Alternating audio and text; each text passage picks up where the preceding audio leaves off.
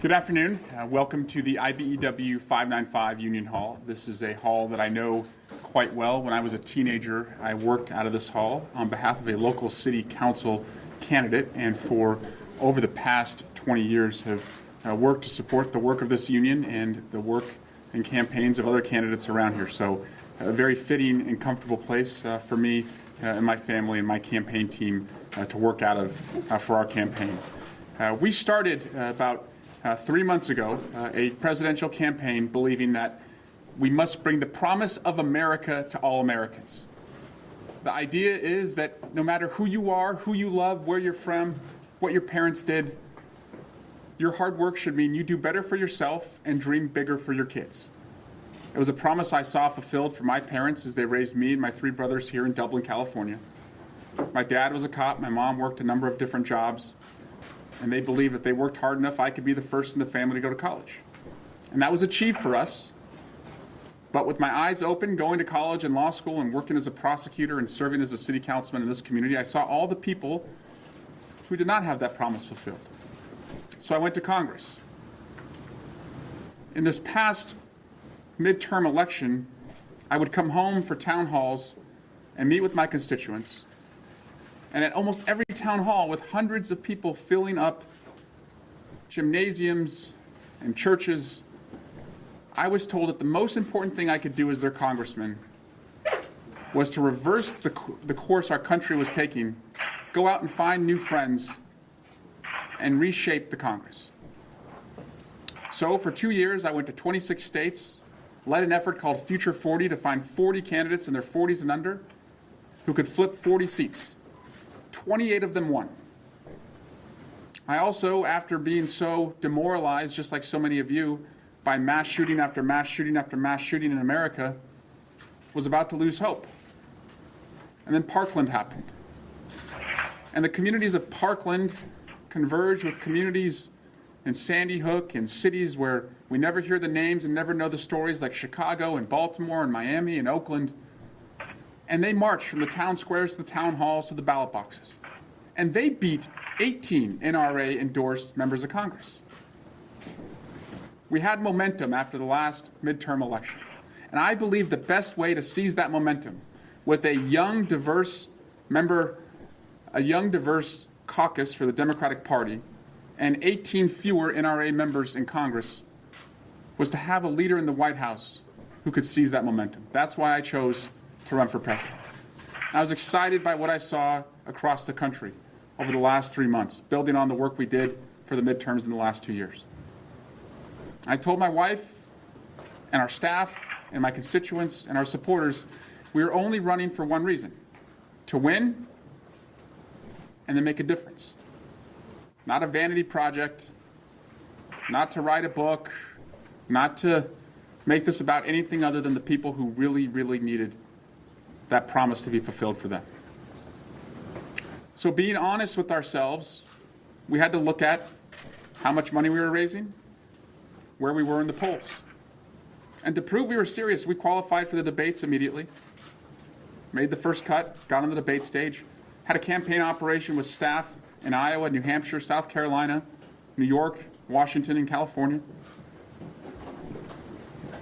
and moved the needle on the debate stage on an issue that I was very passionate about, believing that every candidate should pledge that they would support a ban and buyback of the 15 million assault weapons in our country. And on the one opportunity I had to do that, our 3 frontrunners that were on the stage with me, Vice President Biden, Senator Sanders, and Senator Harris, all 3 said that they supported that. So we've achieved that. Communities across America who have been stricken by mass shootings now know that at least 3 of the frontrunners support this idea that these weapons of war do not belong in our community. But we have to be honest about our own candidacy's viability. You know, an American author, Louis L'Amour, wrote in The Lonely Mountain, "There will be a time when you believe everything is over. That will be the beginning." Today ends our presidential campaign,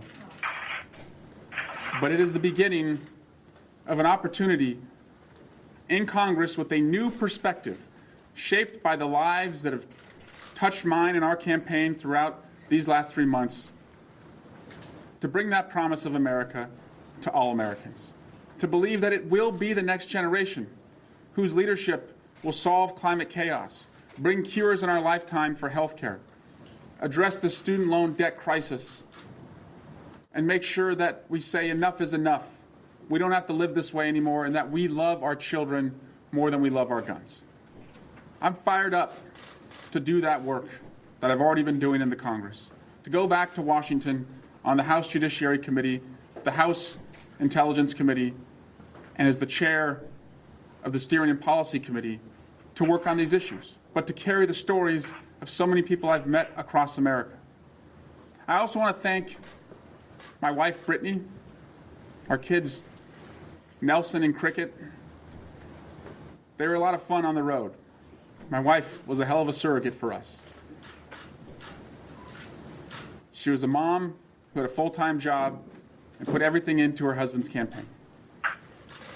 I also want to thank my parents, Eric and Vicki, and my brothers, Josh, Jacob, and Chase, as well as my staff, led by our campaign manager, Lisa Tucker,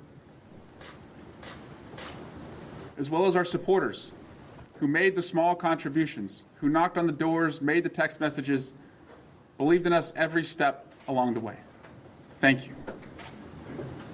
I want to thank the media, because I see the media everywhere we go across the country, carrying your materials and your cameras and lugging it through airports and trying to catch me and ask the tough questions that we expect in a democracy. You're not the enemy of the American people. You uphold the promise of our Constitution of free speech and a free press. But I want to thank, most importantly, my constituents. The only reason that a son of a cop who was the first in his family to go to college would believe that he could run for president and elevate the issue of gun violence is because I'm around people who have this spirit of risk-taking and learning from their failures and turning them into successes. I grew up in the Tri-Valley, but it should be really called TRY Valley, because that defines who we are. We try, we fail, we try, we fail, we try. We're the next major tech company. That's just in our DNA here, and a little bit of that is in your congressman. So I have no regrets. I'm excited about what we've done. I think it's actually fitting that today, as we end this presidential campaign, over the last week I've been mentoring and helping a working 34-year-old mother of 2 kids in the South who is embarking today on what will be seen as a long-shot campaign for Congress in the South. But what I've really enjoyed the most about my work is working with and mentoring young people, just like I had leaders work with and mentor me. So campaigns will begin across America in the next few months to reshape the House, the Senate, city councils, and school boards. And I believe that if those campaigns are run on the issues of going big, being bold with the solutions, and doing good in the way that we treat each other, we will see that promise of America fulfilled for all Americans. And with that, I'd be happy to take any questions. Congressman, do you know who you're going to endorse in this field? I don't know yet. I'm really impressed by this field. If Megan Rapinoe gets in the race, I'm probably going to endorse her. I think she turns 35 next July. None of the front runners right now? Yeah. You know what? I'm really impressed with the field. I'm not going to make any decisions right now. Look, it's a talented field, and that was one of the challenges I think for us was, had a lot of heavyweights in that field, and it's going to take more twists and turns. I look forward now to being a citizen watching the debates. Following up on that question, though, what are you looking for as you look at the field and who's there? What are you looking for in what you'd like to who you'd like to see be the party standard bearer? Who you think maybe can be President Trump? I think these are issues of the future that we face, and we need ideas for the future. So student debt affects 40 million of us, myself included. Climate chaos, we have 12 years before the effects are irreversible. Gun violence, as parents, we take our kids to school and we worry all day if we're going to get a call that something has happened. So these are issues that are new and I think it's going to take a next generation of leaders, and I really believe that the best matchup against Donald Trump is to have somebody who lives in the present but never, ever stops thinking about the future. Are you going to Yeah. run for Congress? Yes. You are gonna- Yes. You said earlier when you announced your candidacy that you wouldn't run for Congress. I had said that I wouldn't seek both. Our attorneys had told us that you could run for both. That decision wouldn't have to come until December, and that if we were still in it in December, I wouldn't seek both. But the polls have had their way, so here we are in July. I'm excited, as I said, to continue this work. I'm going to leave here. I'm going to an immigration roundtable to address the border crisis, which affects our district with so many migrants and their families coming here. So yes, I'm excited to do that work. And as I said, it's not just running for re-election. It will be imminent issues like the work we have on the Judiciary Committee and Special Counsel Mueller coming before Congress next week. Congressman, it's not easy to run for president, especially in such a crowded field. What's your biggest takeaway? What lessons do you value from this experience? Yeah, people really do trust you when they get those opportunities face to face. They tell you things that they probably only tell their spouses, and they're really counting on you, and they still believe that this is a country, of fairness and, order and laws, and they're counting on it being that way. And so I don't want to let folks like that down. That's why I get so frustrated with the president. As you see, you stand in the living rooms of, hardworking Americans. You see how hard they've worked to buy their home. They're not asking, to live a lavish life and be a member at Mar-a-Lago, but they just want to know that their prescription drugs aren't going to bankrupt them. And so they just want you to be straight. They want honesty in their politicians. They want equal opportunity in their own lives. Well, what about you personally? Was it a grind? Was it fun? It was fun. It was a lot of fun. It was fun to have my 2-year-old and my 8-month-old out there with me. And in some of these living rooms, you walk in and they immediately jump up to take the kids. It's like they're measuring and weighing your kids as much as they're measuring and weighing the candidates. If I have any regret, it's that my kids won't remember this at all. But I hope they're proud of why I ran and what it meant to other families who wanted a champion on gun safety. Do you think the message of the Democrats is getting out to beat Trump, or is all of this picking at one another, which always happens this early on, is doing more damage? We need a candidate who's tested. I'll tell you that much, because Donald Trump is the best political puncher ever in American politics. And so whoever we send to that debate stage with President Trump is going to have to be able to take a punch, throw a punch, and then unite the country at the end of the campaign. And that's going to be a very special person. And so I think this is okay. This is needed. I think weaknesses will be flushed out, and a leader will emerge. Congressman, do you think, what's your message to some of your fellow candidates who are also perhaps polling at lower numbers? Do you think it's too crowded of a field and it's time for others to follow your lead? It's really a personal decision. We looked at the upcoming debate and the September debate, and we had the money in our account to continue to try and qualify for the upcoming debate. But we believe that even if we had done that, that when you look at the September debate, it just wouldn't add up. And so, again, we wanted to be honest with ourselves and with our supporters. If there was a viable chance, I would not be standing here today. I would, from day one, was running to win. And if that's what others are doing, then I'm sure they're assessing their chances as well. But as soon as it doesn't look like you're likely to win, at least in my case, I didn't want to mislead my family, my staff, our supporters, my constituents. Why do you think your campaign didn't take off? What do you think voters are looking for?